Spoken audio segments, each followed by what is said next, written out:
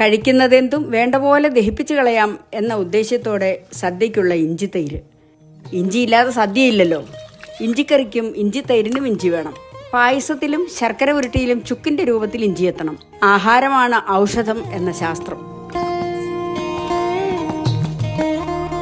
ഹൃദ്യമായ മണവും രുചിയുമുള്ള ഇഞ്ചിത്തൈരിന് പുതിയ ഇഞ്ചിയാണ് നല്ലത്, അധികം മൂക്കാത്തത്. ഇഞ്ചിയുടെ മണ്ണ് കഴുകി തൊലി ചുരണ്ടി മൂർച്ചയുള്ള കത്തി കൊണ്ട് വട്ടത്തിൽ മുറിച്ചു, നീളത്തിൽ മുറിച്ചു, നരുമുരു നരിഞ്ഞെടുത്തു. പച്ചമുളക് വട്ടത്തിൽ മുറിച്ചു, ചെറുതായി ഒന്ന് കൊത്തിയരിഞ്ഞു. പച്ചമുളകും കറിവേപ്പിലയും കൂടി ചട്ടിയിലെത്തി. എല്ലാറ്റിനും മീതെ ഉപ്പുകല്ല് വിതറി കൂട്ടിച്ചേർത്തിളക്കി മൂടി വെച്ചു.